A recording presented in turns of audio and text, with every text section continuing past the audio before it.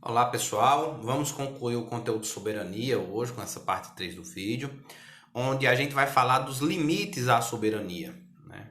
Tema muito importante também falar dos limites da soberania. Conforme a gente falou anteriormente, nas características da soberania, a soberania é um poder incondicionado, né? Significa que é um poder que é exercido sem condições, ou seja, imagine, você é soberano, o Brasil vai ser soberano se realizar isso, se cumprir aquilo. Não é bem essa lógica. A lógica é que o poder soberano ele é exercido sem condições. Porém, como eu tinha falado anteriormente, todos os direitos que existem, por mais essenciais que sejam, os direitos eles possuem limitações. Em que sentido? No sentido de que não pode ser exercido de forma absoluta, sem nenhuma restrição, posto que seria abusivo. Da mesma forma a soberania. Poder soberano, ele é incondicionado, certo? Ele não existe, não se submete a condições para seu exercício, porém ele tem limites em sua atuação. Não pode o poder soberano ser exercido sem limites. Nesse sentido que a gente fala de limitações necessárias e as limitações contingentes. O que seriam as limitações necessárias? São aquelas limitações que são da própria lógica de ser do poder. A própria lógica que existe na própria ideia do poder soberano, sob pena dele se destruir, se autodestruir. E as limitações contingentes são aquelas criadas pelo próprio poder soberano. Então, o poder soberano, ele pode, ao se criar, ele pode estabelecer limites, alguns limites para ele. Essas são as limitações contingentes. E as limitações necessárias são aquelas da própria essência do instituto do poder soberano. Existem duas limitações necessárias, são as limitações que fazem parte da própria natureza do poder soberano. Primeira delas, o direito natural. O direito natural é considerado como um limite ao exercício do poder soberano, em tempos atuais, é claro. Deixa eu contar uma rápida historinha para vocês sobre isso. A sociedade alemã, né, em final do século XIX, início do século XX, onde se desenvolveu fortemente a ideia de uma teoria que vocês já conhecem, né, a teoria ou corrente filosófica do positivismo, né, do direito positivo. Essa sociedade alemã, esse Estado alemão, ele acabou se desenvolvendo, se organizando, levando em conta o postulado de que o verdadeiro direito é aquele direito que é posto, é aquele direito que é criado pelo Estado. Essa ideia, né, fez com que o Estado alemão criasse diversas leis que não priorizavam, não respeitavam a condição humana, né, como foram as leis que foram aplicadas aos considerados inimigos do Estado, né, aos judeus, aos negros, aos deficientes, aos ciganos, os que eles consideravam a escória da sociedade, né? Todas aquelas pessoas, elas foram submetidas a tratamentos cruéis, desumanos, a campos de concentração, baseado na lei alemã. A lei alemã permitia aquele tipo de comportamento. No exercício do poder soberano do Estado alemão, o Estado alemão ele foi construído na ideia do direito positivo como verdadeiro direito, sem respeitar ou sem idealizar a existência de um direito natural. E isso causou uma atrocidade, né, gigantesca, né, típica de regimes fascistas. Dentro da ideia de soberania, a soberania de um Estado ela tem que ser exercida, mas respeitando as limitações do direito natural. A gente sabe, obviamente, que o conceito de direito natural é um conceito extremamente discutido, por ser um conceito, entre aspas, abstrato, né?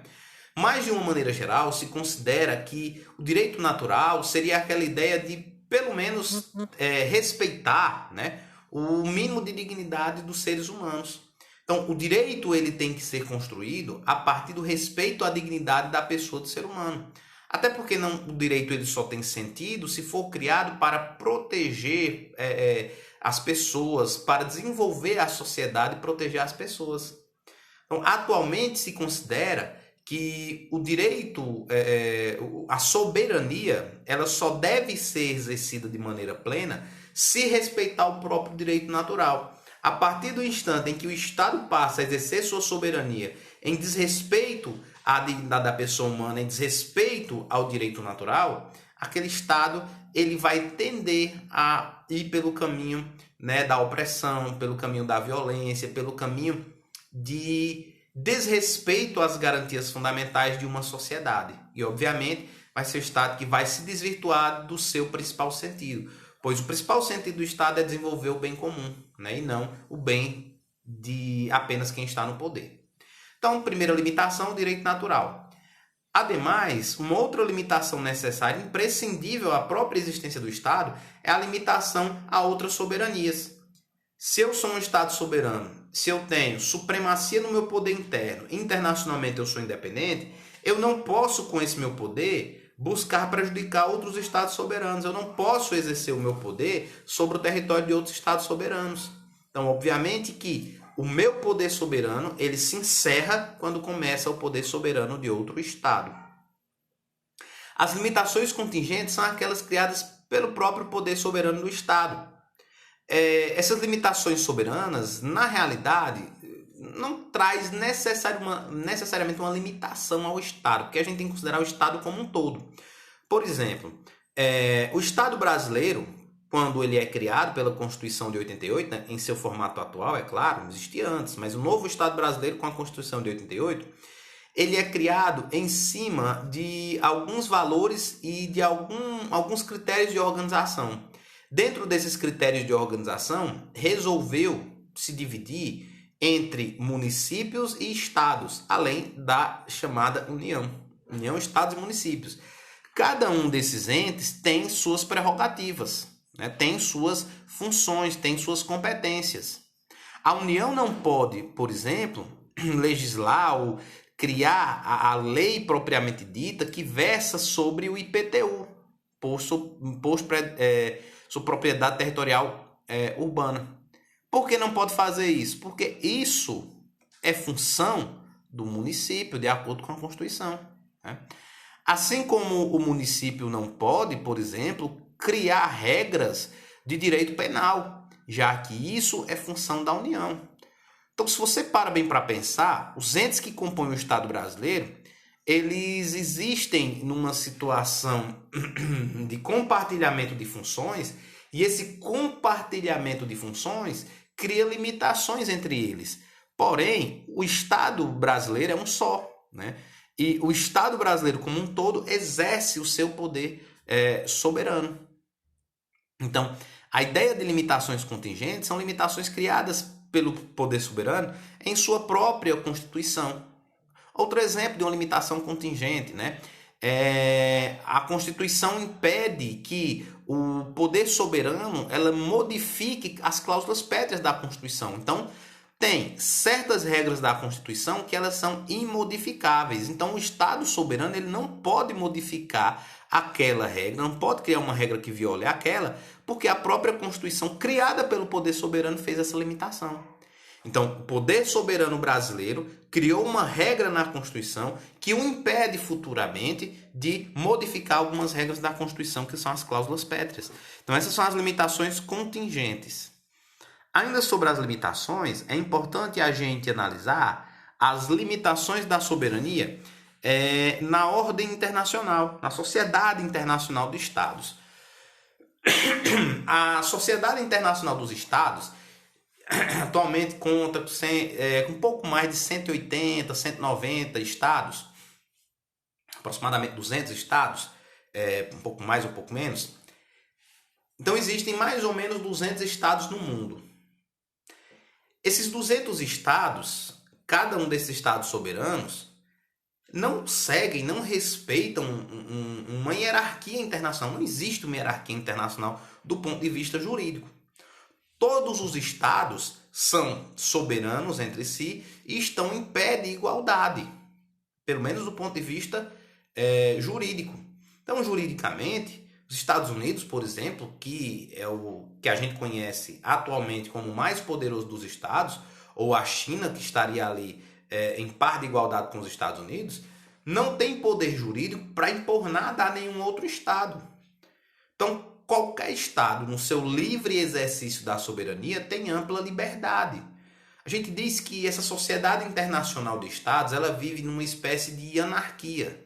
Em que sentido? Não existe um poder jurídico acima de todos os Estados. Mas não existem as organizações, que até está aí no slide, como a própria ONU, né? Pois é, gente.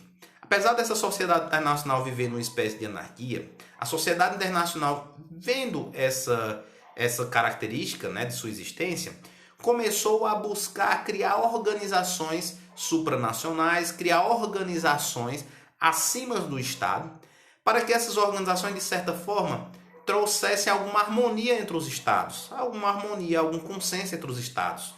Nesse sentido, foram criadas organizações como organizações políticas, né, organizações de cunho mais geral, que traz normas gerais para aqueles estados que fazem parte dela, como a ONU, como a OEA, como a OTAN, né?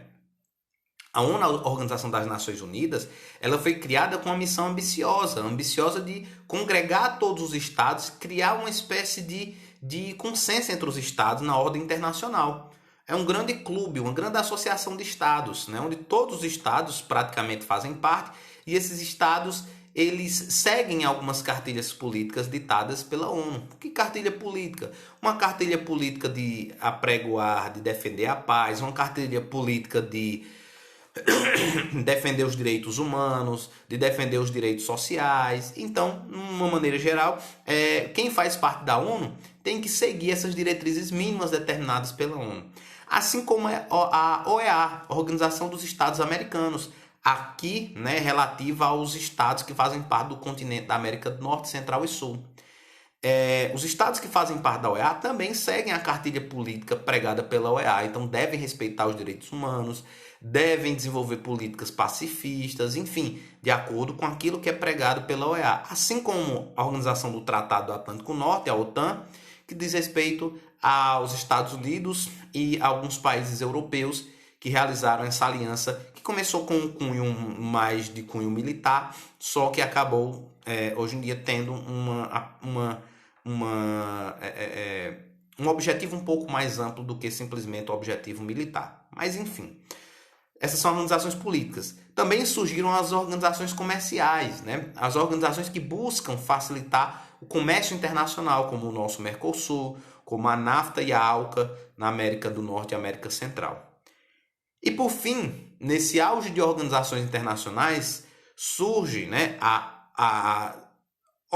surgem as organizações supranacionais, das quais o principal exemplo hoje em dia é a União Europeia.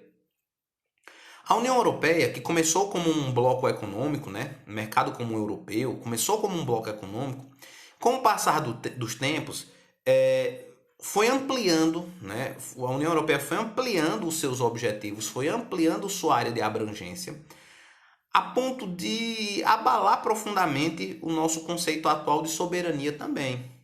A União Europeia ela é composta por uma comissão, que funciona como uma espécie de uma presidência, um conselho que assessora essa comissão, o Parlamento Europeu e o Tribunal Europeu. Olha que coisa interessante. Existe um parlamento que cria regras para serem aplicadas em toda a União Europeia, em todos os países que fazem parte da União Europeia. Assim como tem uma comissão, uma comitiva, que é como se governasse, entre aspas, a União Europeia. E um tribunal, que seria uma instância acima das instâncias supremas de cada Estado. É como se tivesse o Supremo no Brasil, que a gente entende como principal tribunal, o Tribunal Constitucional, que está acima dos demais, e como se tivesse um tribunal europeu, um tribunal acima do Supremo.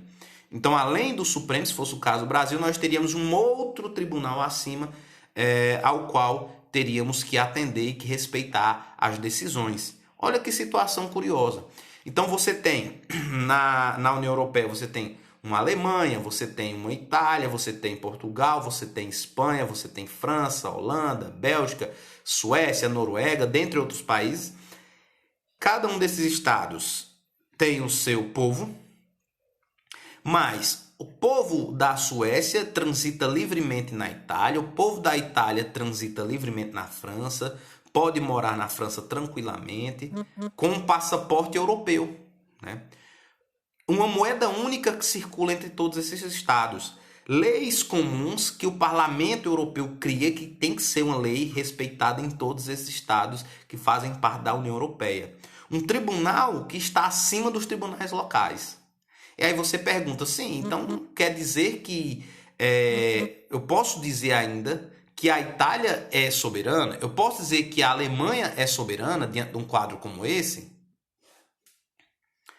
É um pouco estranho, né, essa configuração da União Europeia para o que a gente conhece como um Estado soberano. De fato, o conceito de Estado soberano ele foi extremamente afetado, né, por um instituto como a União Europeia. Mas, de qualquer forma, né, mesmo fazendo parte da União Europeia, esses estados eles não são obrigados a continuar na União Europeia. Então, se de repente, né, a política desenvolvida pela União Europeia começa a se mostrar inadequada, começa a se mostrar inoportuna para aquele Estado, ele pode se desligar. Tá aí o maior exemplo que vocês viram agora, que foi o Brexit. Né? O que foi o Brexit? O Brexit foi a saída, né, que a Grã-Bretanha realizou da União Europeia. A Grã-Bretanha, depois de décadas participando da União Europeia, entendeu que era melhor se desligar, porque a União Europeia não estava mais representando os interesses da Grã-Bretanha. A Grã-Bretanha se julgava prejudicada do ponto de vista econômico, porque primeiramente a Grã-Bretanha, ao lado da Alemanha, da França, eram as 3 maiores economias da União Europeia. E essas 3 maiores economias, em virtude de fazer parte da União Europeia, muitas vezes atuavam no socorro às demais economias. Ademais, a Grã-Bretanha não concordava, passou a não concordar com a política, né, de acolhimento a refugiados desenvolvida pela União Europeia. A União Europeia, em defesa dos direitos humanos, tem uma política de acolhimento a asilados políticos, a asilados sociais, refugiados. E a boa parte dos refugiados que chegavam na União Europeia, muitos se dirigiam à Grã-Bretanha por ser um dos principais países, um dos mais ricos. Isso estava, de certa forma, causando impacto, né, na gestão dos assuntos sociais, saúde, educação, moradia da Grã-Bretanha. E a Grã-Bretanha, né, tinha uma política contrária a esse recebimento deste público, o que também gerou durante anos impasse da União Europeia e da Grã-Bretanha. Né? Além disso, a Grã-Bretanha, diante de estudos que foram realizados, começou a perceber que talvez, né, do ponto de vista econômico, fosse mais vantajoso para eles esse desligamento, né? Porque a União Europeia acabava afetando, de certa forma, economicamente, diversos setores de sua economia. Enfim, a população britânica ela começou um movimento, na última década, um movimento político de desligamento dessa União Europeia. Né? Começou-se uma disputa política polarizada, né? Nos moldes que a gente vive hoje, entre direita e esquerda. Quem era esquerda defendia a permanência, quem era direita defendia o desligamento. Claro, isso não é uma regra, né? Mas assim, acabou-se criando uma polarização política muito nesse sentido. E outros motivos também, né, como motivos de cunho preconceituoso, alguns motivos de cunho conservadores, foram também ganhando corpo. E a União Europeia, a Grã-Bretanha acabou se desligando, se separando da União Europeia. Né? Inúmeros impactos sociais e econômicos vão ocorrer, né, ainda imensuráveis, inclusive para o mundo inteiro, e não só para a União Europeia. Até para o Brasil, por exemplo, né? Já que o Brasil tem acordos com a União Europeia, mas agora vai ter que tratar de novos acordos comerciais, por exemplo, novamente com a Grã-Bretanha. Só para citar um exemplo, um simples exemplo em relação ao comércio. Né? Mas é um tema muito interessante que eu peço até que vocês façam uma pesquisa sobre essa temática, se aprofundem nessa temática, tá certo? Além dessas organizações, é muito importante a gente falar da globalização. No início desse slide aqui, eu tinha falado para vocês o seguinte, olha, não há nenhum instrumento jurídico que diga que os Estados Unidos é superior ao Brasil. Ou vamos para um país ainda menor, a Jamaica. Estados Unidos e Jamaica são dois estados soberanos que estão juridicamente em pé de igualdade, nenhum se submete ao outro. Porém, naquele momento eu disse assim para vocês, olha, na teoria, porque na prática tem outro detalhezinho que está aí no finalzinho desse slide chamado globalização e aspectos econômicos. Vamos analisar o caso da Coreia do Norte. O que é que acontece com a Coreia do Norte? A Coreia do Norte é um estado com um território minúsculo, muito pequeno. É um estado com suas fronteiras extremamente fechadas para o resto do mundo. É um estado que só tem relações, basicamente só tem relações comerciais, econômicas com dois outros estados, que são a Rússia e a China. É um estado que vive em pé de guerra diplomática com os Estados Unidos e os seus aliados cotidianamente. A Coreia do Norte tem ampla soberania do ponto de vista jurídico para decidir os rumos que quer do seu Estado, que quer para a sua sociedade. Lá, resolveu-se instituir um Estado, entre aspas, comunista, um Estado onde se desenvolve o militarismo, onde se desenvolve um culto até mesmo sobrenatural, com aspecto sobrenatural, um culto à figura do seu líder, do seu grande líder, né, do seu, entre aspas, presidente. E é um estado extremamente antidemocrático. Tudo isso faz parte da Coreia do Norte. A Coreia do Norte, em seu pacote político, resolveu desenvolver tecnologia nuclear. Resolveu primeiramente investir na energia nuclear e depois investir em bombas nucleares. Alguns estados no mundo têm armas nucleares, como os Estados Unidos, como a Rússia, né? Como alguns países europeus. Alguns países, poucos estados no mundo têm armas nucleares. Mas atualmente existe uma forte política de restrição ao desenvolvimento de armas nucleares. Internacionalmente, diversos organismos internacionais, como a própria ONU, proíbem o desenvolvimento de novas armas nucleares. E o motivo é justo. Qual o motivo justo? Bem, imagina armas de destruição em massa. Uma bomba, um arsenal de bombas é capaz de destruir o mundo inteiro. Então é razoável que hoje em dia se tente... Desculpe. Tente, de certa forma, controlar o desenvolvimento dessas armas. Porém, nenhum ente internacional tem o poder jurídico de impor suas diretrizes contra outros. Então, aquela história. A Coreia do Norte diz, eu sou um estado soberano, eu quero desenvolver minha arma nuclear. Ah, você não pode. Quem disse que eu não posso? Se eu sou soberano, eu sou independente. E é verdade. É independente. Então, se a Coreia do Norte quer desenvolver a sua arma nuclear, pode. Se o Brasil quer desenvolver sua arma nuclear, pode. O que não pode é utilizar essa arma para atacar outros estados, porque vocês viram que a soberania se limita a outra soberania. Então, eu quero desenvolver minha arma nuclear. Eu não vou atacar outros estados porque eu não posso, mas desenvolver minha arma nuclear, eu posso, eu tenho direito a isso. Porém, aí é que está o pulo do gato, né? Apesar do estado ser soberano e ter amplo poder jurídico para decidir sobre essa criação desse armamento nuclear, a sociedade internacional não é obrigada a tolerar. E a sociedade internacional sanciona esse Estado para que ele não exerça aquela atividade ou para que ele desista daquela atitude que é inconveniente. Então é inconveniente você ter sua bomba nuclear. Qual a solução? Os Estados Unidos determina, junto com seus aliados, que a partir de agora a Coreia do Norte terá embargos econômicos. Então, Coreia do Norte é o seguinte, Estados Unidos não negocia mais com vocês. Aliados dos Estados Unidos, se vocês negociarem com a Coreia do Norte, a gente pune vocês também com sanções econômicas. Vocês vão negociar com a Coreia do Norte? Não, Estados Unidos, claro que não. Então, né, boa parte do mundo, ou melhor dizendo, quase todos os estados do mundo, tomaram como consequência medidas econômicas contra a Coreia do Norte. Coreia do Norte, você tem direito a criar sua bomba nuclear, certo? Mas nós não somos obrigados a fazer comércio com você.